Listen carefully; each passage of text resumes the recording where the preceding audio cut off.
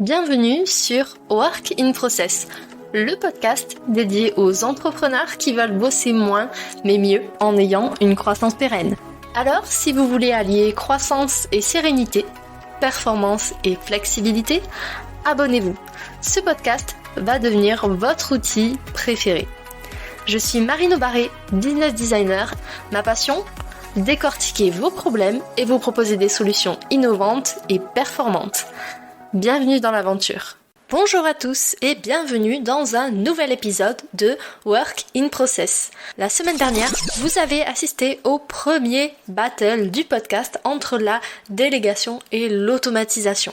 Dans cet épisode, je viens casser une mauvaise pratique professionnelle liée au time tracking qui est de l'utiliser comme un outil de management. Pour les retardataires, le time tracking, c'est la façon de mesurer le temps passé sur une tâche pour en calculer sa rentabilité. Vous êtes quelques-uns à m'avoir fait des retours de mauvaises expériences par rapport au time tracking. D'ailleurs, j'en profite pour vous remercier de votre écoute et surtout des conversations qui découlent de ces épisodes. Certains d'entre vous ont eu affaire à un client ou un manager qui leur demandait des comptes sur leur travail et notamment sur le temps qu'ils y passaient.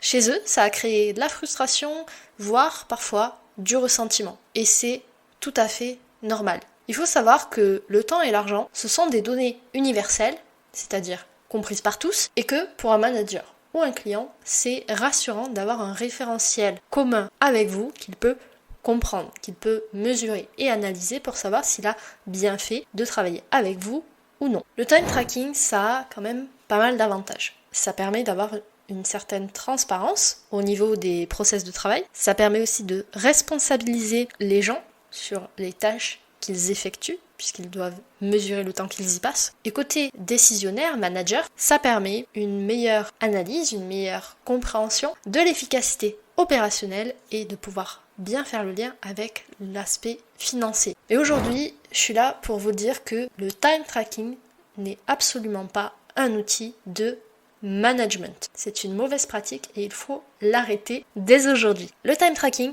c'est un outil très pratique qui va vous servir à analyser et prendre des décisions stratégiques sur la répartition de votre charge de travail ou celle de vos équipes et notamment pour savoir si vous devez supprimer ou automatiser des tâches. Alors pourquoi le time tracking n'est pas un outil de management ? La première chose à savoir, c'est que le travail accompli ne correspond pas toujours au travail qui est planifié. Les tâches qui prennent le plus de temps ne sont pas forcément celles qui vont demander le plus d'efforts, de compétences ou qui apportent le plus de valeur à l'entreprise. Pour vous donner un exemple concret, passer 2 heures à remplir un fichier Excel à la main n'apporte pas forcément autant de valeur que prendre 5 minutes, décrocher son téléphone et obtenir un rendez-vous avec votre futur client. La deuxième chose à savoir, c'est que pour un décisionnaire, un manager, c'est un outil qui est très utile, notamment quand on fait de la gestion de projet pour pouvoir suivre la répartition des différentes ressources de l'entreprise. Mais c'est aussi un outil qui est très contraignant,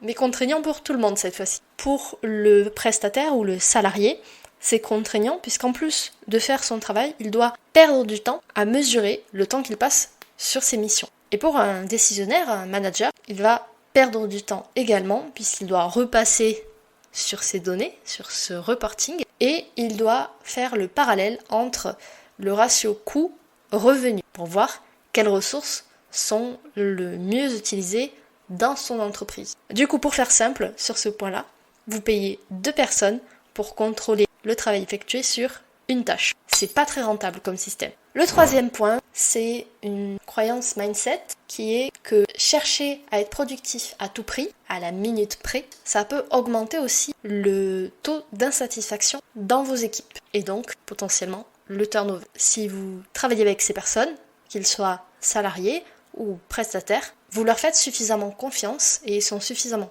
compétents pour réaliser les tâches que vous leur avez confiées. En plus de ça, ils ont clairement passé l'âge d'avoir quelqu'un qui regarde en permanence par-dessus leur épaule. Et le quatrième point pour lequel le time tracking n'est absolument pas un bon outil de management, c'est tout simplement parce que le temps, c'est une donnée qui est relative, que ce soit en business ou dans la vraie vie. La gestion du temps en business, elle n'est absolument pas linéaire. Par exemple, une personne qui habituellement est très efficiente, elle va peut-être mettre plus de temps à réaliser une tâche un jour en particulier. Et en tant que chef d'entreprise, en tant que manager ou dirigeant, c'est à vous d'aller creuser la question, de savoir pourquoi. Alors attention, ne soyez pas trop intrusif, chacun a le droit de garder sa vie privée. Mais par contre, c'est intéressant d'en savoir plus sur l'état des personnes avec qui vous travaillez et surtout leur niveau de bien-être. Peut-être que cette personne traverse une difficulté dans sa vie personnelle, professionnelle, ou peut-être simplement que ce jour-là, elle a la grippe. Ça peut arriver. Amenez de la bienveillance et de la compréhension. Voilà, cet épisode est terminé. On a vu aujourd'hui que le time tracking n'était pas du tout un outil de management, mais que c'était un super outil pour faire des analyses et réajuster ses stratégies pour plus de bien-être au travail pour tout le monde et pour une bonne croissance d'entreprise. On a vu que le travail accompli ne correspondait pas toujours au travail planifié. Certaines tâches vont prendre plus de temps et elles ne rapportent pas forcément beaucoup. On a vu que globalement, pour tout le monde, c'était un outil qui pouvait être à la fois utile et à la fois très contraignant. Du coup, je vous invite à bien réfléchir avant d'intégrer cette pratique dans votre entreprise. En troisième point, on a vu que chercher à être productif à tout prix, finalement, c'était contre-productif. Et enfin, que le rapport au temps de chacun était totalement relatif. Si vous passez 30 minutes à discuter avec un membre de votre famille, ça peut passer soit très vite, soit être les 30 minutes les plus longues de votre vie. J'espère que cet épisode vous a plu, ça change un petit peu des process. N'hésitez pas à me dire ce que vous en avez pensé sur les réseaux sociaux, Instagram et LinkedIn. Je vous retrouve là-bas. Voilà, cet épisode est maintenant terminé. Merci pour votre écoute. Je vous souhaite à tous une belle journée, soirée et à très bientôt dans le podcast. Bye! Cet épisode t'a plu? Tu peux le partager en me taguant ou lui laisser 5 étoiles sur Apple Podcast. Encore merci pour ton écoute, à très vite!